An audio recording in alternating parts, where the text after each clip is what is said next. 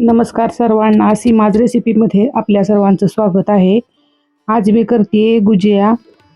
तर गुजिया ही रेसिपी उत्तर प्रदेश, राजस्थान, बिहार आणि गुजरात या राज्यांमध्ये केली जाते. आणि हा जो पदार्थ आहे तो दिवाळी आणि होळीसाठी प्रामुख्यानं केला जातो. आणि भरपूर असं खाव्याचं मिश्रण घालून केलेली ही गुजिया आणि तयार झाल्यानंतर तिला पुन्हा पाकात टाकून हा पदार्थ बनवला जातो. तर आता हा पहा कृती. तर इथं मी 2 कप एवढा मैदा घेतलेला आहे. त्या मैद्यामध्ये मी घालते 2 चमचे एवढं तेल. तेलाऐवजी तुम्ही तूपही घालू शकता. बेकिंग पावडर घालते आणि हे जे मिश्रण आहे हे आपल्याला घट्ट असं मळून घ्यायचं आहे. आणि जेव्हा आपण हे मिश्रण घट्ट चांगलं मळून घेतो त्यावेळेस होणारी जी भुजी आहे ती छान आणि खुसखुशीत अशी तयार होते. हे जे तेलाचं मिश्रण आहे ते आपलं एकजीव करून घ्यायचे आणि मैद्याला ते चोळून घ्यायचे आणि थोडं थोडं पाणी घालून हे आपल्याला घट्टसर असं मळून घ्यायचे. जेव्हा आपण करंजी किंवा गुजिया हे प्रकार बनवतो त्यावेळेस आपल्याला जे मैद्याचं जे मिश्रण आहे हे आपल्याला घट्ट असं मळून घ्यावं लागतं. त्यामुळं होणारा जो पदार्थ आहे तो छान बनतो. इथं मी थोडं थोडं पाणी घालून मी घट्ट असं मळून घेते आणि तुम्ही पाहू शकताय आपलं हे मिश्रण आहे हे मळण्यासाठी आपल्याला अगदी पाऊण पेला एवढं पाणी लागतं. आणि घट्ट असं माझं बॅटर जे आहे ते तयार करून झालेलं आहे.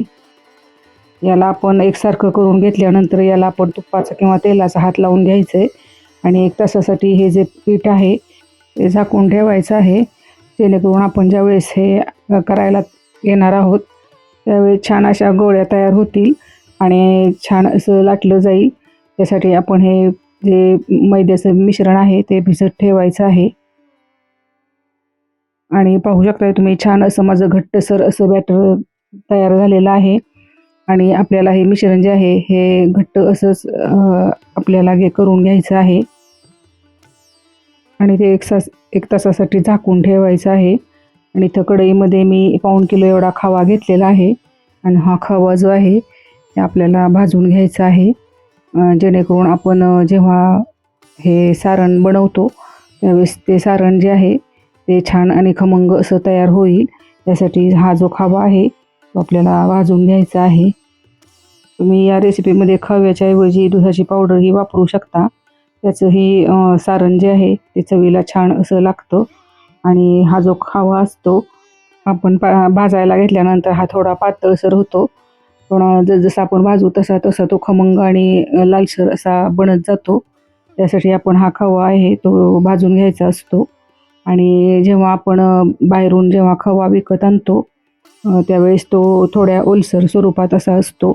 त्यामुळं तो खमंग आणि जास्त काळ गुजिया टिकण्यासाठी तो आपल्याला खमंग भाजून घ्यायचा आहे.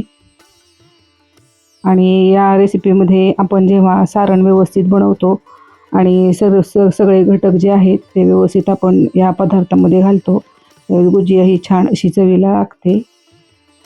आणि तुम्ही हा खवा जो आहे हा तुपावर भाजून घेतला तरीही चालू शकतं, पण खवा जो आहे असतो तो दुधाचाच घटक असल्यामुळे यात भरपूर असं तुपाचं प्रमाण असतं. हे तुपावर नाही भाजलं तरीही चालू शकतं. आणि इथं मी घालते 1 कप एवढे डेसिकेटेड कोकोनट. डेसिकेटेड कोकोनट घातल्यानंतर आपल्याला हे मिश्रण आहे ते चांगलं असं भाजून घ्यायचं आहे. यासाठी गॅसची फ्लेम जी आहे ती बारीकच ठेवायची आहे आणि बारीक गॅसवर हे मिश्रण जे आहे ते आपल्याला खमंग असं भाजून घ्यायचं आहे.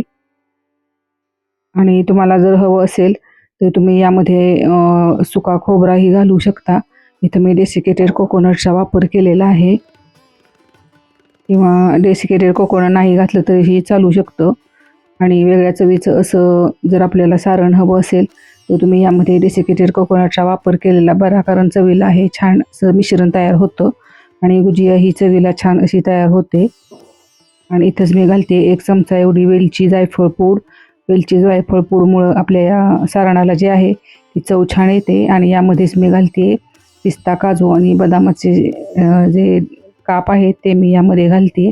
आणि हे मिश्रण आहे ते आपल्याला थोडंसं असं भाजून घ्यायचं आहे. तुम्ही ड्रायफ्रूट्स जे आहेत ते तुपावर भाजून घेतले तरीही चालू शकतं. आणि आपलं हे मिश्रण आहे ते भाजून होत आलेलं आहे. आणि पाहू शकता तुम्ही खमंग असं हे भाजून झालेलं आहे. आता मी पाकातलीच गुजिया करणार आहे, त्यामुळं आपण जे सारणामध्ये थोड्या साखरेचा वापर केला तरीही चालू शकतं. आणि साखरेचा जर तुम्ही आतल्या सारणामध्ये जर वापर करणार असाल तर जेव्हा खवाचं हे सारण आहे ते पूर्ण थंड झाल्यानंतरच यामध्ये साखर घालायची आहे. खव्याचं मिश्रण हे मी पूर्ण थंड करून दिलं आहे आणि यामध्ये मी घालते 3 टेबलस्पून एवढी पिठी साखर.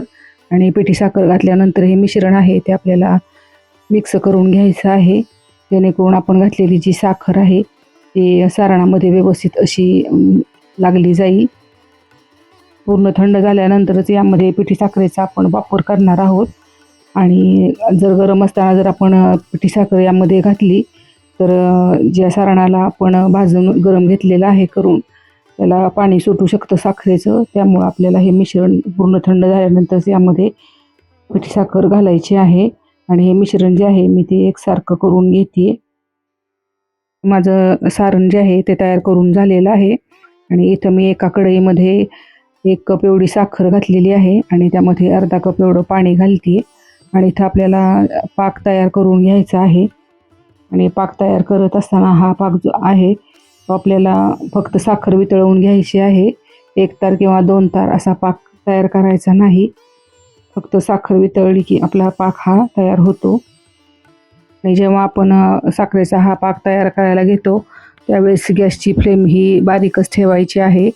जर तुम्ही मोठा गॅस जर ठेवला तर साखर ही विरघळणार नाही आणि 1 तारी किंवा 2 तारी पाक आपला पटकन तयार होईल आणि साखर तशीच राहील. यासाठी आपल्याला गॅसची फ्लेम बारीकच ठेवायची आहे आणि साखर ही सतत हलवत राहायचं आहे, जेणेकरून आपला पाक जो आहे तो व्यवस्थित तयार होईल.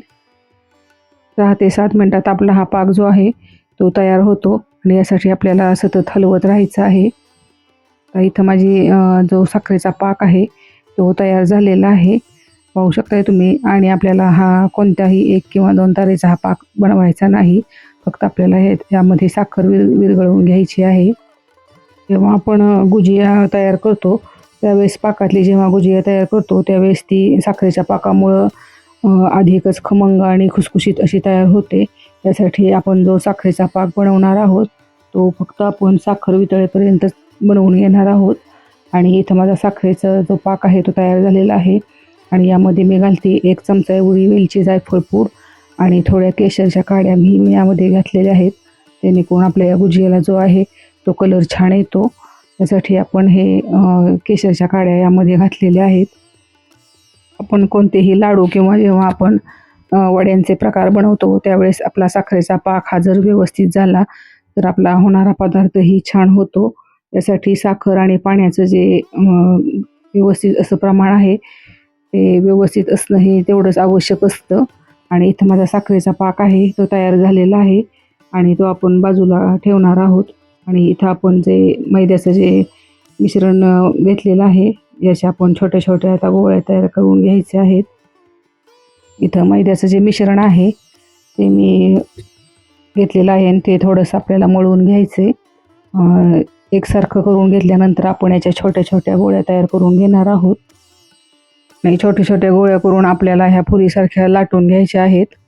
आणि इथं तुम्ही करंजीसारख्या आपण जे छोट्या छोट्या गोळ्या आहेत त्या करून घेणार आहोत आणि त्या आपल्याला लाटून घ्यायच्या आहेत.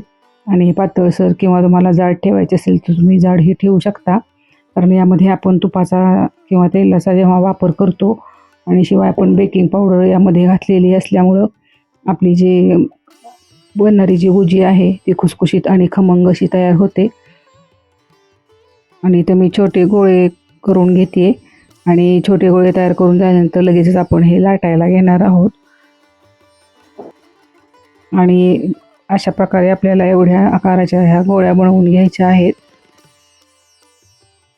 तुम्हाला लहान किंवा मोठ्या कोणत्याही आकाराच्या गोळ्या बनवायच्या असेल त्या बनवू शकता. इथं मी छोटे छोटे आपले गोळे आहेत ते बनवून घेतलेले आहेत आणि हे आपल्याला लाटून घ्यायचे आहेत. पुरीच्या आकारा एवढ्या आपल्याला लाटी आपण लाटून घेणार आहोत. आणि पाहू शकता तुम्ही इतपत जाड तुम्हाला ठेवायची असेल तेवढी तुम्ही ठेवू शकता. पातळसर अशी लाटून घेतली तरीही चालू शकतं. आणि करंजीच्या साच्यामध्ये मी ठेवते. आणि तुम्ही ही गुजिया आहे ती हातावरही भरू शकता. इथं मी करंजीचा जो साचा किंवा गुजियाचा साचा मिळतो त्यामध्ये मी हे सारण जे आहे ते भरून घेते. आणि हे आपली एक गुजिया आपली तयार होते इथं. आणि हा साचा आपल्याला बंद करून घ्यायचा आहे. आणि आपण जे हातावर करंजी किंवा गुजिया आपण तयार करतो त्यापेक्षा पटपट होणारी अशी या साच्यामुळं तयार होते. आणि कडेची जी कणिक आहे ती आपल्याला काढून घ्यायची. सारण घालून टम फुगलेली अशी गुजिया तयार होते. आणि पाहू शकता तुम्ही इथं तयार झालेली आहे. आणि अशाच प्रकारे मी सर्व गुजिया तयार करून घेते. आणि कढईमध्ये आपल्याला तेल गरम करत ठेवायचं आहे. आणि तेल थंड असतानाच आपण यामध्ये जी गुजिया तयार झालेल्या आहेत त्या सोडून आपल्याला ह्या खमंग अशा तळून घ्यायच्या आहेत. आणि अगदी बारीक गॅसवर आपल्याला ह्या तळून घ्यायच्या आहेत. म्हणजे आपण जी बेकिंग पावडर जी आपली मैद्यामध्ये घातलेली आहे त्यामुळं हे जे गुजिया आहेत त्या खमंग अशा तयार होतात. यासाठी आपण तळून घेतानाही त्या सोनेरी रंगावर आपण ह्या तळून घ्यायच्या आहेत. आणि गॅसची फ्लेम बारीकच ठेवायची आहे. आणि गुजिया आपल्याला सहज आणि हलगत अशी तळताना हलवून घ्यायची आहे. आणि यासाठी फक्त आपल्याला तेल जे आहे ते आपल्याला कढईचं हलवत राहायचं आहे. आणि खमंग अशी तळून झाल्यानंतर आपण ही जी गुजिया आहे ही पाकात टाकणार आहोत. आणि पाकात घातल्यानंतर एक 5 ते 7 मिनटं आपण पाकामध्ये ठेवल्यानंतरच ही गुजिया आहे ती काढून घेणार आहोत. इथं गुजियाची एक बाजू जी आहे ती तळून झालेली आहे. आता आपल्याला ह्या पलटवून घ्यायच्या आहेत. आणि भरपूर अशा टम फुगलेल्या असतात त्यामुळे आपल्याला जरा पलटणंही अवघड जातं. आता पाहू शकता तुम्ही टम्म अशा झालेल्या आहेत ह्या. त्यावेळेस तळण्यासाठी ह्या गुजियांना 5 ते 7 मिनिट एवढा कालावधी लागतो. आणि खमंग आणि चांगल्या लालसर अशा आपल्याला तळून घ्यायच्या आहेत. म्हणजे त्या पाकात टाकल्यानंतर अजूनही खमंग अशा लागतात. जर तुम्ही गॅसची फ्लेम जर मोठी ठेवली तर गुजिया ही कच्ची राहील आणि वरून फक्त तिला तळलेला कलर येईल. यासाठी आपल्याला बारीक गॅसवरच या तळून घ्यायच्या आहेत. आणि आपण जेव्हा व्यवस्थित आपण तळून घेऊ आणि पाकात टाकल्यानंतर त्या चवीलाही तशा खमंग अशा लागतील. त्यासाठी आपल्याला तळताना जी आहे थोडी मेहनत घेणं गरजेचं असतं. आणि इथं माझ्या गुजिया ज्या आहेत त्या खमंग एका बाजूनं तळून झालेल्या आहेत. आणि आपण गुजिया तयार करताना इथं जो मैद्याचा वापर केलेला आहे, जर तुम्हाला हवं असेल तर तुम्ही गव्हाच्या पिठाचाही वापर करू शकता. त्याच्याही गुजिया चवीला छान अशा बनतात आणि पौष्टिकही असतात. पण मैद्यामुळे जे क्रिस्पीनेस जो गुजियांना येतो तो काही वेगळाच असतो. यासाठी गुजिया साधारणपणे मैद्याच्याच बनवल्या जातात. आणि पाहू शकताय तुम्ही आता गुजियांना चांगला गुलाबी असा कलर आलेला आहे. आणि आपल्याला खमंग अशा होईपर्यंत थोडा वेळ अजून तळून द्यायच्या आहेत. आता या गुजिया आहेत या तळून झालेल्या आहेत आणि आपण त्या काढून घेणार आहोत. आणि त्या थोड्या निथळ होऊन घ्यायच्या आहेत जेणेकरून जे त्याचे एक्सेस तेल राहिलेलं असतं ते निघून जाईल. यासाठी आपण यातलं तेल अशा प्रकारे निथळवून घ्यायचं आहे. आणि लगेचच आपण या गुजिया ज्या आहेत या पाकामध्ये घालून घ्यायच्या आहेत. आणि साधारणपणे 4 ते 5 मिनिटानंतर आपण या पाकातून काढून घेणार आहोत. आणि पाकातून काढून घेतल्यानंतर आपण त्या सर्व करण्यासाठी ठेवणार आहोत. आणि पाहू शकताय की किती छान अशा गुजिया आणि टम फुगलेल्या आणि सारण भरपूर घातलेल्या अशा तयार झालेल्या आहेत. साधारणपणे 5 ते 7 मिनटं पाकात ठेवल्यानंतर जी भरपूर पाकानं रसरशीत अशी असलेली गुजिया जी आहे ती चवीला तर छान लागतेच आणि खमंग अशी तयार होते. त्यासाठी आपल्याला ती 5 ते 7 मिनिट एवढं कालावधीत आणि गुजिया गरम असतानाच आपल्याला ती पाकामध्ये घालायची आहे. आणि यासाठी पाक हे आपल्याला कोमट असणं गरजेचं असतं. आणि तुम्ही पाहू शकताय आपले 5 ते 7 मिनिट एवढे झालेले आहेत. आणि या गुजिया मी ज्या आहेत त्या पाकातून काढून घेते. आणि आता पाहू शकताय तुम्ही किती सुंदर अशा ह्या गुजिया झालेल्या आहेत. पुन्हा अशाच गोड आणि चटकदार अशा रेसिपी पाहण्यासाठी या चॅनलला सबस्क्राईब करा, लाईक करा, शेअर करा आणि कमेंटही करा. पुन्हा भेटूया अशाच रेसिपीसह.